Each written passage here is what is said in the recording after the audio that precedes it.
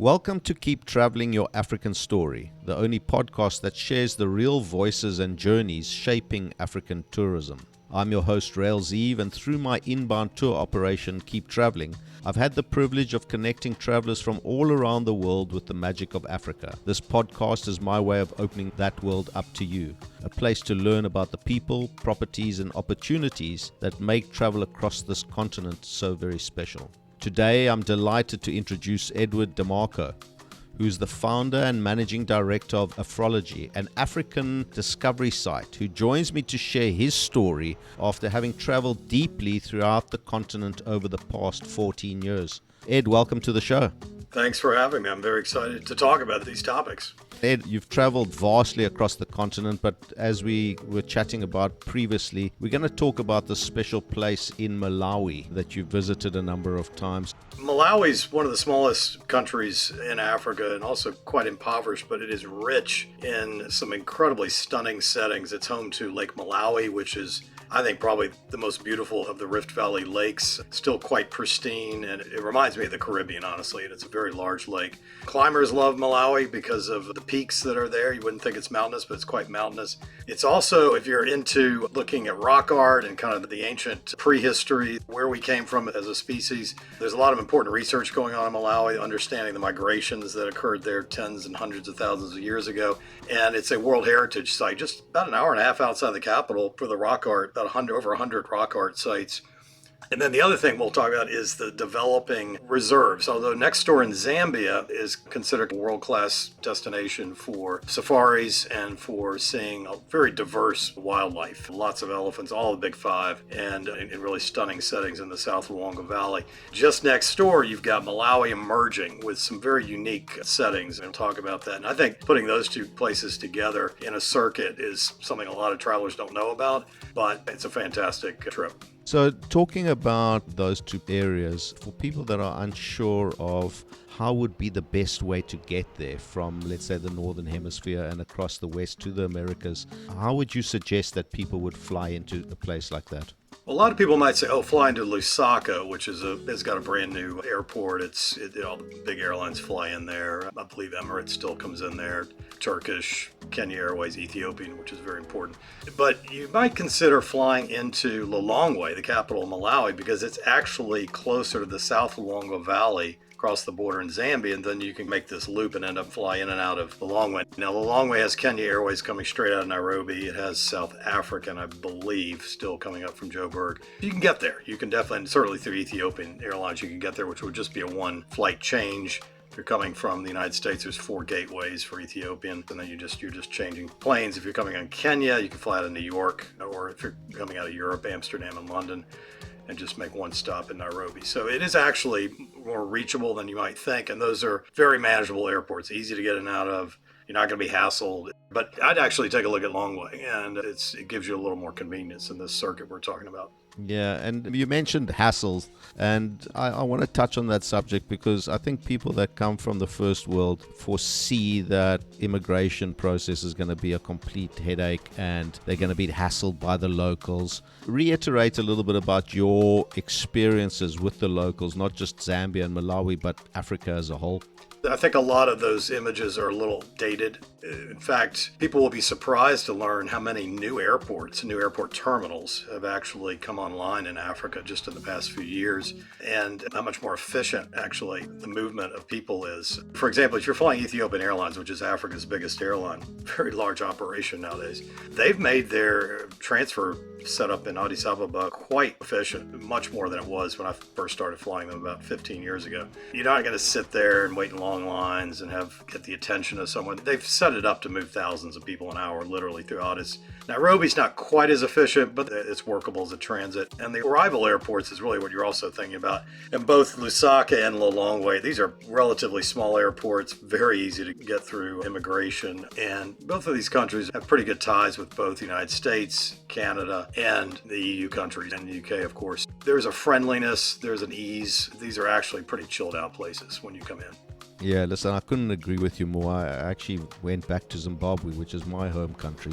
And I went back about 4 weeks ago, and the immigration guy took one look at my passport and he said, "Oh, hello, Mr. Zeev, how are you?" I can't rate them any higher than what I do already. I think they're fantastic people. Ed, let's touch on the security aspect for our international listeners, because I don't think the media give Africa a really good repertoire. But in your time that you've been traveling, do you feel insecure at any time? A tiny bit about my background, because that'll help understand the range of experiences I've had. So I was a development strategist for the United States in Africa, and I worked in Ethiopia years ago, going into the most remote areas of Ethiopia. In fact, I made the first trip by an American team into the most remote district of Ethiopia. USA had never visited that in 6 decades. So I've been in very remote areas where across the river there's actual civil war going on. But you always, in those kind of situations where you're going in and doing official business, you've thought through the security situation. You've got communication tools that can get you help immediately.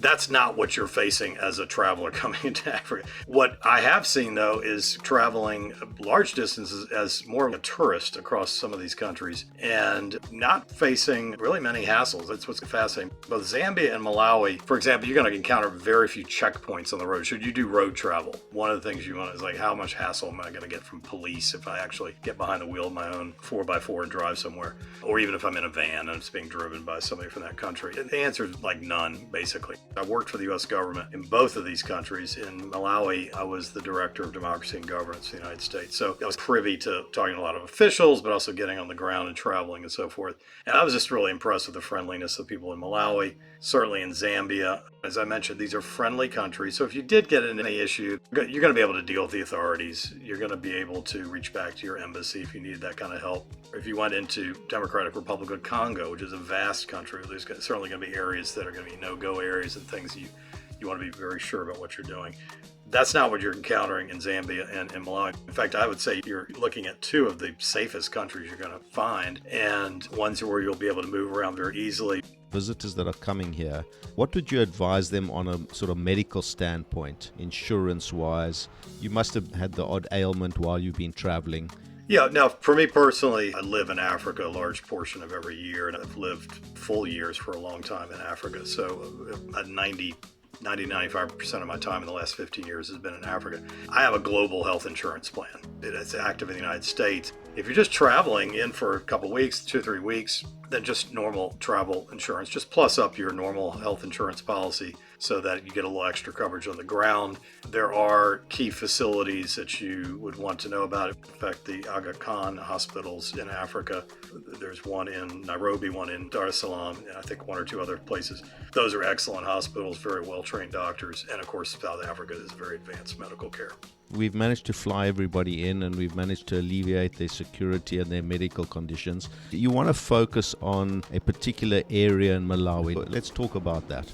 Again, if you're thinking of like doing a circuit, you might have started out in the South Luangwa Valley of Zambia, which is one of the major wildlife areas of Africa. Enormous and recovering elephant populations there, plus all the big 5. Plus a huge network of lodges that range from 5-star to a little more upgrade from camping, but a full range of accommodations, excellent guides and so forth. So you might go and spend a few days there, have an intense classic Africa wildlife experience, absolutely stunning terrain and amazing wildlife. From there, you could go straight to Lake Malawi, and the very bottom of Lake Malawi is a jumping off point for islands in the lake, where there are some beautiful lodges out in the lake. You think you really are in the Caribbean, and you can go and kayak. These are like eco lodges, and you can see the traditional fishermen still out in the lake. It's still a very untouched lake. Doesn't have this mass tourism stuff, doesn't have ugly concrete buildings, very small scale. 𝐸𝐴 is your jumping off point for the southern part of Lake Malawi. One of the emerging nature reserves, which I was really impressed by, is called the 𝐸𝐴 Reserve. It's on the western side of the lake. It was a nature reserve that had just basically been neglected. Lots of poaching of the elephants I believe they were down to just 70 elephants in this beautiful area. One of the most beautiful forests I've seen anywhere in the world, and it lies along the Bua River, which has salmon, and it's just a very pristine, beautiful area. It's being brought back with the help of African Parks, which is an international organization that a lot of countries have essentially handed their parks over to for management and for improvement. But what's exciting there is a few years ago, they carried out one of the largest transfers of elephants in history from other parks in Malawi, and I'm going to mention one or two in a second, and it's to repopulate that elephant population, which from 70 almost vanished to I think there are now over 700 elephants. Now they're bringing back the wildlife, and eventually they're going to go move up the chain and I think bring back the predators. But today you can go to a lodge and have wonderful dinner, wonderful accommodation, and then walk through the gate. One lodge I went to was right outside the perimeter of the park in 𝐸𝐸𝐸 Reserve, and then just walk down to the river. You literally do a walking safari there. So that's going to be one of the gems that's coming back. One that exists now, which is farther along and has a little more tourism going on, is the 𝐸𝐸𝐸 Reserve, M-A-J-E-T-E, the 𝐸𝐸𝐸𝐸 Reserve in southern Malawi. So you get a little bit of a taste of these smaller, very unique places where you're not going to see many tourists. You're going to feel like you have access to the place almost unto yourself. These are a little more for walking and for trekking. So that's why these little unique places like we've talked about in 𝐸𝐸𝐸, 𝐸𝐸𝐸, and even in the South Luangwa Valley, these are going to start to become much more sought after because you're getting a very authentic and a quieter experience. And in many cases, a much better value as well. The other thing which I think you could confirm with me is that walking safaris are actually becoming a much bigger prospect and something that people are looking for, as opposed to sitting on the back of a Land Rover, where they can actually walk the land, and in doing so they get to not only see the big five, but they get to experience things like the little five as well. And I'm sure the little five is something that you've come across as well, Ed? Yes, and I'm glad you mentioned that, Rob, because I think that's going to become more popular. I've done one in South Africa, actually. One of the first year I think I was in Africa many years back. I did one in a reserve in KwaZulu-Natal. So that gives you a different perspective, and that's a much more intimate, as you say, look at the full range of wildlife and biodiversity and the plant life as well, and things that are tougher to see when you're zipping by in a vehicle. So those are definitely going to become more popular, and I think it's a good sign there. The other trend I'm hoping will occur is electric safari vehicles. And I think those are starting to appear or may appear, but that will quiet things down as well. Yeah, I'm sure that will come online at some stage, but I'm just sold on walking. And the other thing which I think people don't realize, and what you maybe haven't mentioned, is a boating safari. You get to see a whole other aspect of animals, and it is the elephants and the buffaloes that are coming down to drink and that type of thing, when you are literally drifting by if you're just having a sundown or something like that. I couldn't agree with you more. I've done one of those in Uganda connecting two lakes, and it was just magnificent. I did river travel in Ethiopia. Again, it was during war conditions, but there was still a lot of wildlife on the South Sudan side. Just to mention back to Malawi for a second, about 90 minutes east of the capital of Luangwa is a World Heritage Site for human origins, particularly rock art. There's more than 100 ancient rock art sites. Again, my buddy Jeff and I got up to one of the main ones. It was a beautiful sort of amphitheater looking out over this valley. It's not a place that Malawi has yet developed as well as it could for access, something for the intrepid traveler, but ask for it. If you want to create a very unique itinerary and you're interested in history and ancient migrations and this sort of thing, it's a really fantastic. There's a researcher from Yale University who's doing a whole project in that area called the Malawi Lifeways Project, I believe it's called. I guess we'll put a link to that.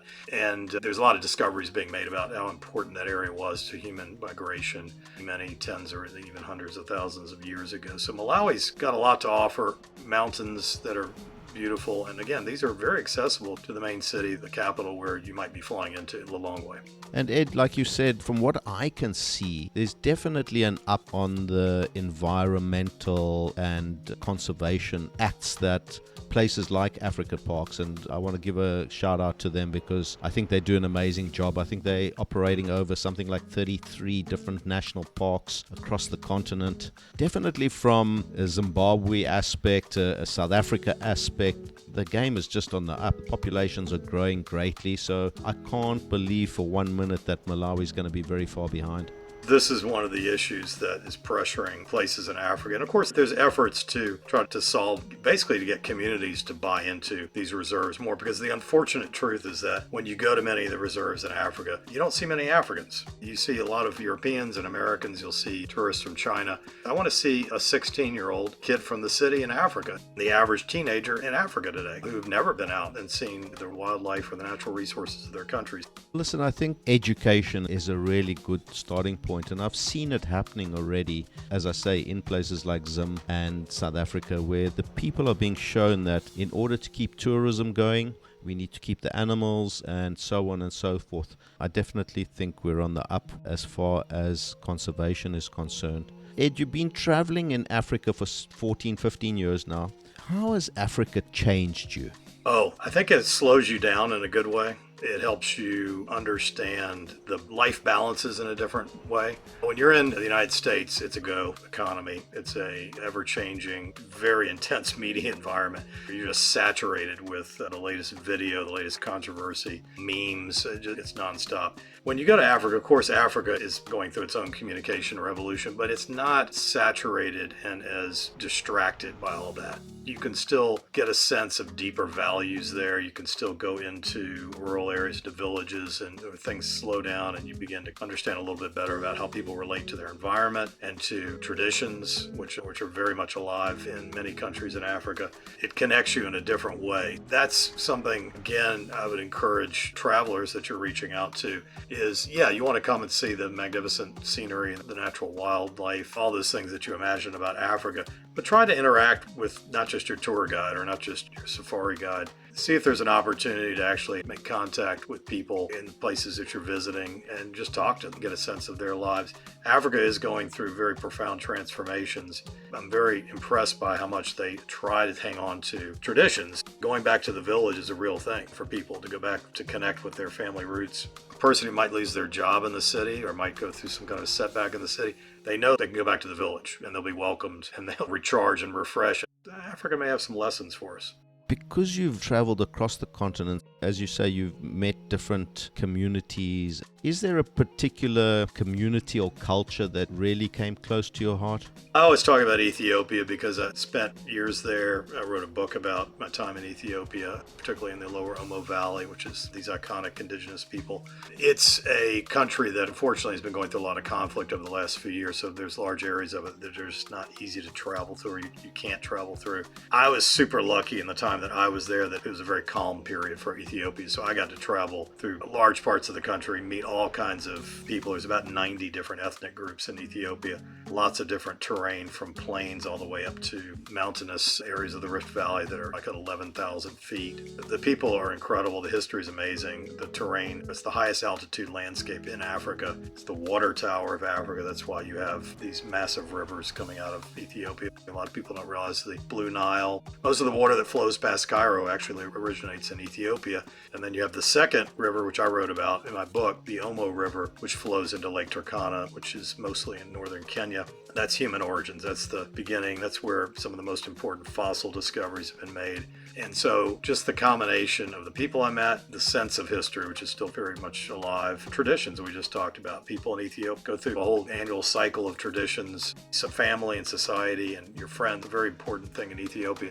Even though they have gone through some very difficult periods of their history, they're now going through a kind of a renaissance, and that's going to take them in a very fascinating direction. Very special to me. Really encourage people to try to visit it. Okay, so if I asked you to pick out a particular food delicacy from anywhere in Africa, is that also coming out of Ethiopia, and what is it? Let's mention Malawi for just a moment. They have a culture of fishing that's very wonderful from Lake Malawi, so they're very excited about chambo, the sort of a tilapia fish that comes out of the lake, and they grill it and they do all kinds of things with it. And the reason why that's special to me, it connects to their culture, it connects to their history and to the lake. So is it the most fantastic fish I've ever had? It doesn't matter to me. The fact is it has an emotional connection to that place. and it's a symbol of their country. But yeah, those are two that come to mind. I was in Senegal not long ago, and of course they've got some wonderful food that's a mixture of their own traditions as well as the French traditions. So there's no end to variety in Africa, and that's one of the magical discoveries you'll make by stepping into Africa is that, oh, this is a fascinating place, but look over here, they've got a different approach to things, different culture, different things they focus on. And once you get into Africa, you'll want to see more of it. That's it. Something about Africa bites. It brings you back over and over again. You must have had a run-in or an experience with a wildlife animal at some stage that you might think, oh my God, that was the end of me, or it is the end of me. Do you want to share a funny story with us? I don't know how funny it will be. Last time I was there, we gently moved into a herd of elephants, about 50, and stopped our vehicle. And we had elephants. They were literally like 4 inches away from my shoulder. They were right against our vehicle. We just were quiet and we respected them and we became part of the herd. It was absolutely magical for about an hour, and they didn't bother us. They could have easily toppled our vehicle. There's many elephants there could have just pushed our vehicle over, and they were just very chilled out, and we got to observe them for that time. That's a very unusual experience to have with so many elephants. You're right. Around that big herd where there's the big mamas, they're going to be fine. It's that adolescence that sort of the pheromones are starting to move around the bodies and they want to show off a little. Can I tell you one more elephant story? I have friends who run a safari camp in the north end of the 𝐸𝐸𝐿 National Park in Zambia. They're conservationists, young guys. They planted their camp right where the poachers had been. They just wanted to reclaim this land. Now, they have just a few huts, and when they take you through the huts as you're checking in, they're like, this front of this hut's open, and it's got these grass walls, and we're looking out at this wetlands area. If an elephant walks up, don't look him in the eye. I thought, this isn't going to happen. I'm not going to see this one. I'm not here that long. 3 o'clock in the morning, I hear an elephant tearing into the tree right next to my hut. It sounds like he's going to take this tree down. And I'm thinking, he just swipes over a few feet. He's coming right into my bed. Basically, this elephant is right here. And that's the closest elephant encounter I've ever had. Ed, as we're finishing off, where can people find you online and follow your story? Yeah, you can follow me. I do a lot of content on LinkedIn. You can follow me there with the handle Edward in Africa on LinkedIn. It's early days for our discovery site at Afrology, AFROLOGI.com, and certainly give us some feedback on that. We're just started popping up on Instagram, and we'll be back on YouTube fairly soon. Again, Afrology is what you're looking for in all those places, and we look forward to hearing from you. Thank you very much, Ed. Thank you for coming on the show. What a knowledgeable conversation. Thank you so much, Ed, for sharing your story and for everything you're doing to grow African tourism. Don't forget, every week we feature fantastic prize giveaways from some of Africa's most beautiful lodges, camps, and travel partners.